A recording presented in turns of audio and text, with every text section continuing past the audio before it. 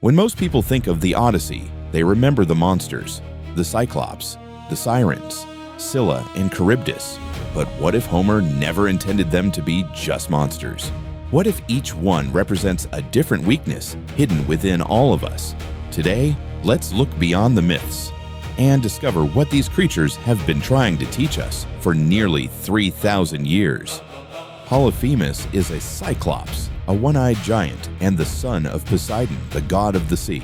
Living alone on a remote island, he ignores the laws of civilization and shows no respect for Xenia, the sacred Greek tradition of hospitality. When Odysseus and his men enter his cave hoping for food and shelter, Polyphemus traps them inside with a massive boulder and begins eating them one by one. Unable to defeat the giant by force, Odysseus turns to the one weapon he has always relied on, his intelligence. He offers Polyphemus strong wine and tells him that his name is Nobody. After the giant falls asleep, Odysseus and his men drive a burning wooden stake into his single eye. Blinded and in pain, Polyphemus cries out, "Nobody is killing me!" Hearing this, the other Cyclopes assume nothing is wrong and leave him alone.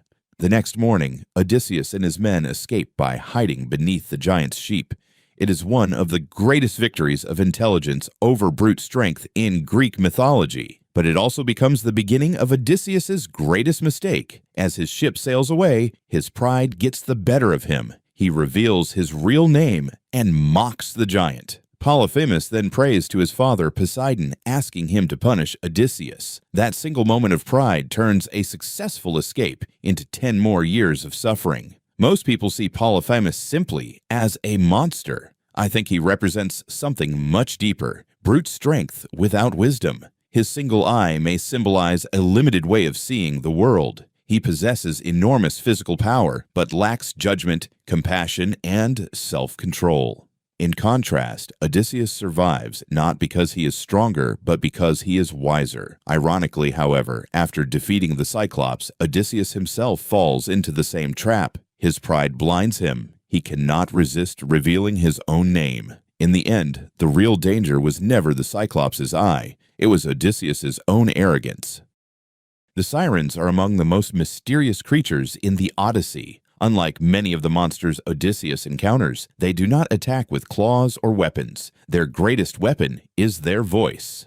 According to Circe, anyone who hears the siren song becomes so captivated that they forget everything else. No sailor who follows their music ever returns home. Knowing the danger ahead, Odysseus prepares his crew. He orders every sailor to plug their ears with beeswax so they cannot hear the song. But Odysseus wants to hear it himself. He commands his men to tie him tightly to the mast of the ship and refuses to be released, no matter what he says. As they sail past, the Sirens begin to sing. They promise him knowledge. They claim they know everything that has happened in the world and everything that is yet to come. The song is irresistible. Odysseus desperately begs his men to untie him. The more he struggles, the tighter they pull the ropes. Only after the ship has sailed beyond the Sirens' reach is he finally set free. Most people think the Sirens represent temptation. I think they represent something even more dangerous: the desire to hear exactly what we want to hear. The Sirens do not force anyone to follow them. They simply offer a beautiful voice that tells each listener what they long for most. That is why they are so deadly. Their greatest weapon is not deception. It is desire. Unlike the Cyclops, the Sirens cannot be defeated by strength. Unlike Scylla, they cannot be escaped through sacrifice. They can only be overcome through preparation and self-discipline. Odysseus knows that willpower alone is not enough. So before temptation arrives, he limits his own freedom. He creates a system that will protect him when his judgment fails. Perhaps that is the lesson Homer wanted us to remember. The greatest dangers in life are rarely the ones that attack us by force. They are the voices that slowly convince us to abandon the journey we once set out to complete.